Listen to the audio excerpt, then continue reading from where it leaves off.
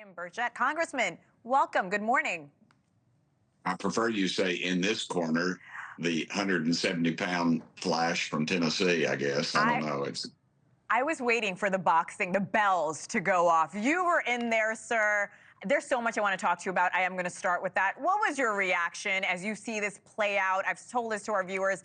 These are people in our nation's capital, our lawmakers that make decisions for us. What were you thinking in that room? I was just thinking, Lord, please don't let me get on camera. All right. I want to play your tweet for our viewers, and then I'm going to talk to you about that as well, because you said something very funny. You can watch all the videos. It fell into chaos for the first short bit. We were trying to just get a simple motion in the beginning just to allow debate 30 minutes for each side, so to forego all that, and it didn't work out. All right, a day or two has passed since the video. I want to ask if your thoughts have changed. Also, I know Ranking Member Jamie Raskin wants to investigate whether the members of the party were drinking before all of this. Your thoughts here? Well, my friend Kat Kamek walked up and she had a glass, and everyone was thinking he was talking about her, and she had it was actually, she was drinking water. I'm not a drinker. I could have spotted it pretty quick, but yeah, I don't know. It was late. They're adults. You know, the whole thing, it was just a clown show, really.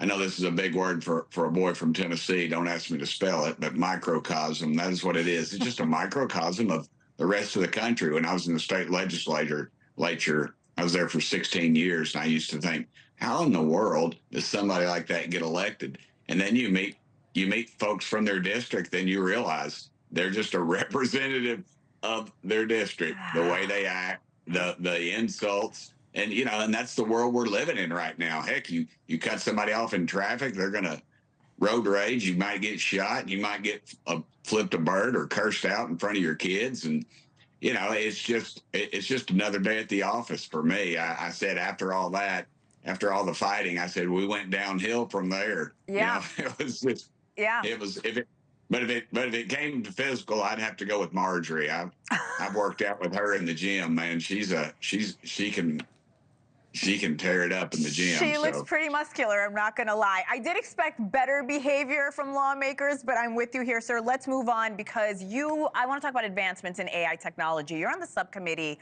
on cybersecurity, information technology, government innovation. I want to ask you, what kind of role could foreign threats and/or AI play in the upcoming election? Well, my friend Nancy Mace actually that chairs that. She does an excellent job. I said, we've all tried to regulate this thing, and we don't really understand it, and it's so fast moving. I've often said that, and I'm always the guy on the UFO thing. I said, unless I see it with my own two eyes in the air, I'm not going to believe it. And that's what it's doing right now.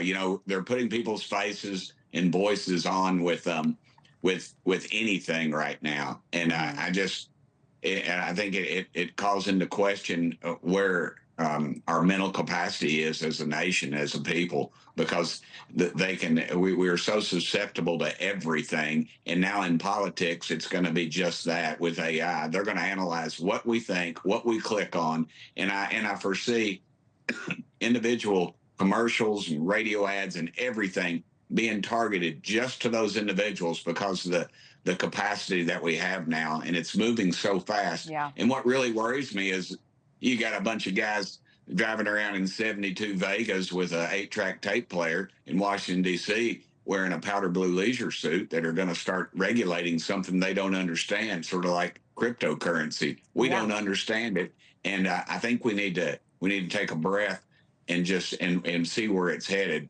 before we start regulating something we don't understand. And in politics, again, unless you see it, don't believe it. All right, speaking of that, let's move to UFOs. You're also recognized as a leading voice on Capitol Hill when it comes to UFO transparency.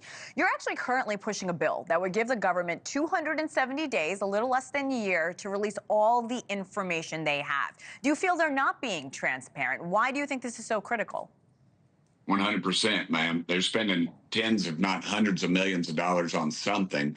We have all these reports. You have the video, and I have some guy in a man bun sitting behind a federal desk telling me they don't exist.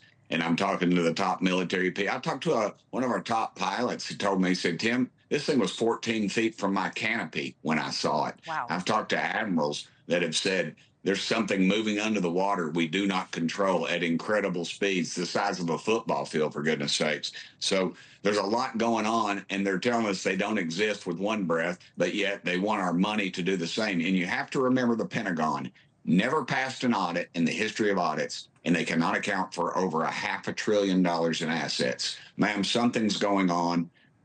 It's not about little green men or flying saucers. It's about transparency. And you all in the media have focused on that. That's been the hallmark of media, of traditional media. And it needs to be what's going on in Congress, because we're $35 trillion in debt. We're spending money. We're giving drunk sailors a bad name, for goodness, a good name, actually, because we're spending so much money that we don't have. Yet they continue to tell us they don't exist. I just want to see the records, ma'am. Well, when the report comes out, I really hope you come back on the show, because I would love to discuss it with you. I have 30 seconds very quickly. We saw several members of your party from the House and Senate, including Speaker Mike Johnson, come here to New York to show their support for Trump. They were standing outside the courtroom. Quickly, sir, your thoughts on how this trial is playing out so far?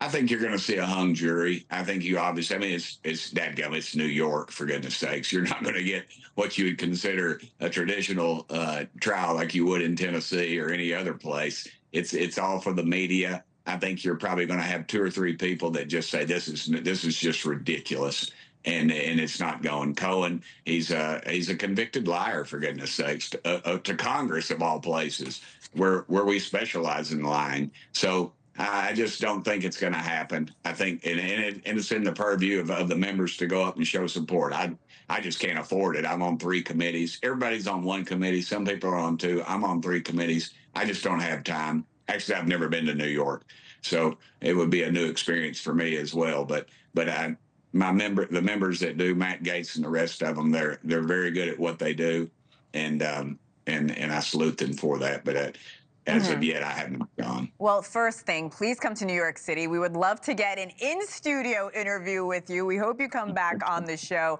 Truly a pleasure talking to you. You mentioned those 3 subcommittees. You are a busy man. That's why we appreciate your time today. Congressman Tim Burchett of Tennessee, thank you, sir. And we hope to see you in New York. Ma'am, it's always a pleasure. I'll probably have to have a translator, because I'm from East Tennessee. It's the only place in America where people don't speak with an accent. Oh, I understand you just fine, sir. Thank you so much. Enjoy your Saturday.